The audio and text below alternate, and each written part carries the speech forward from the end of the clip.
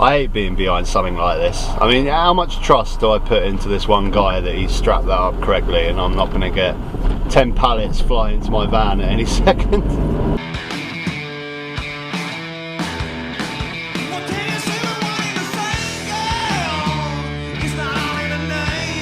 Howdy folks, how we doing? I hope you're doing well. I'm doing well.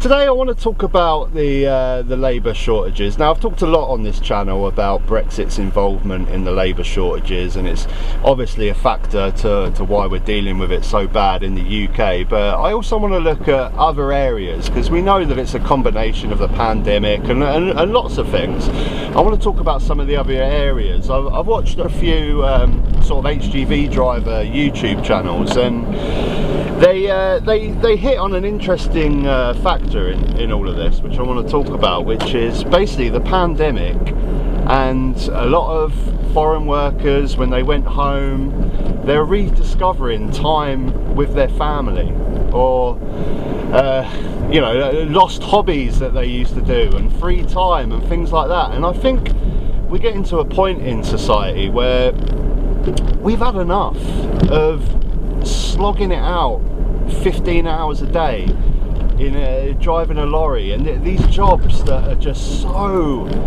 intense. And this lockdown just showed it. When people started going back home to their families, they started thinking, you know, is the most amount of money that I can possibly squeeze out of a job the best way to lead my life? Or is it more beneficial that maybe I work slightly less and get less money, but I get to spend more time with my family? And it's not just HGV drivers. You know, we've got a lot of shortages of chefs at the moment. I saw another interview with chefs that were talking about exactly the same thing. Now, being a chef is a hard job. It's a hard job. One of my first jobs I ever had was when I was at college, working in a kitchen, and split shifts. Oh my god, I've done a couple of these when I had days off from college, you know, where you get in the morning, you work, you have like a couple of hours off in the afternoon, and then you're back in for the evening. It's horrendous. And I really think that people are just starting now to think, hang on, we've had enough of just working these absolute dire hours. Go on, mate, go on. These endless amount of hours. And I think this is a massive factor in why we're seeing such shortages of labour, and people coming off of furlough and thinking, you know what, maybe I don't need to do like the chefs, like the lorry drivers, like the farmers, for instance, these gut-wrenching jobs, when I'll probably have a better lifestyle having a part-time job down Tesco's. Okay, I haven't got the same amount of money coming in, but you know, I've got free time at the weekends. I'm sure a lot of people during this time were sort of dusting off that bike that's been sitting in the shed and going for a bike ride, or you know, all these sorts of things that people have reconnected with, because I think for so long people have just been in this vacuum before the pandemic, where they're just working at 100 miles an hour and they never stop to think. Their work, their kids, they're looking after this, they're sorting out bills, and it's just they've never had a time to actually stop and recollect their thoughts. And I think that's what the pandemic's done, and I think that's why we're seeing a lot of people not going back to work at the same sort of level that they used to. And I know quite a lot about this subject because I had a very similar experience. Right, I've got to deliver something next to Pret a Manger there, but I have absolutely no idea how I'm going to accomplish that. I guess I'll just have to sort of sneak in here and reverse back. Wait a minute, some guy's just decided to go right behind me. Thank you. Right, I'm going to come back with this in a second once I've delivered my bit of furniture.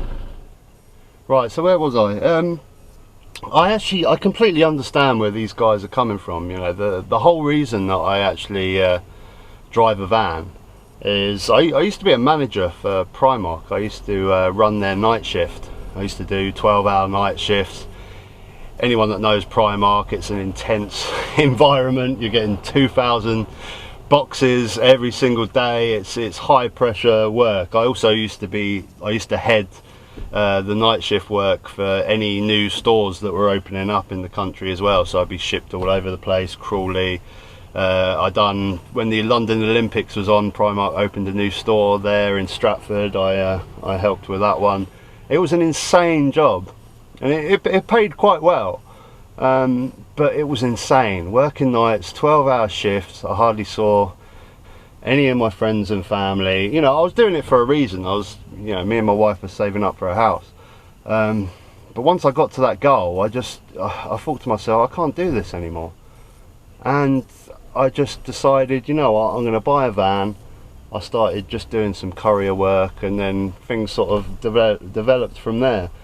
But I just came to the realization that money is not the be-all and end-all of everything. Just trying to get as much money as you possibly can, not spending time with family, not spending time with friends. It's not a good life, and I think that's what people are starting to realise during lockdown, and that's why so many people are not going back to work in the numbers that they used to. They're finding other ways.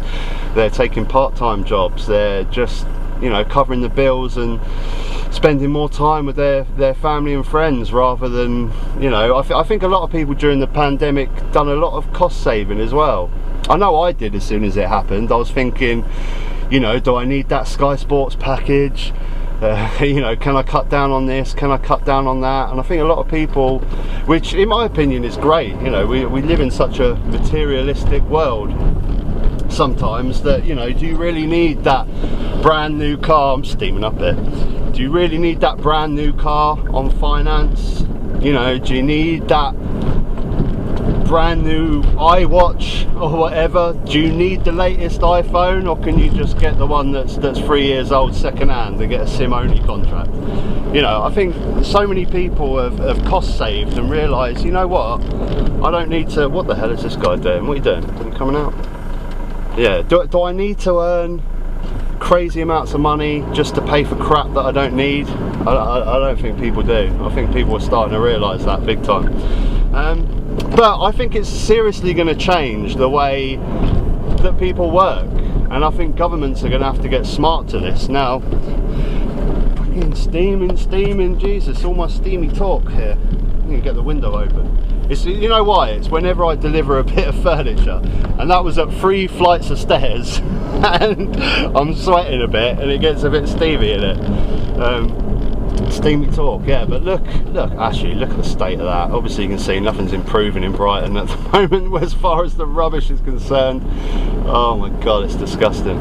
But yeah, I think governments are going to have to get smart to this, and they're going to have to start looking into things like universal basic income.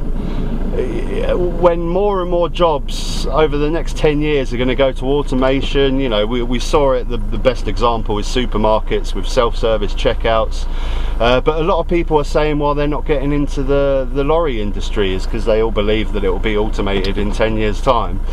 And as more and more of this happens, governments are just going to have to start thinking about things like universal basic income. Now, we know that the Conservative government is never going to look at this sort of, oh my god, look at it. Oh, sorry, I just can't, I still can't get my head around the amount of rubbish in Brighton at the moment. It's insane, it's disgusting.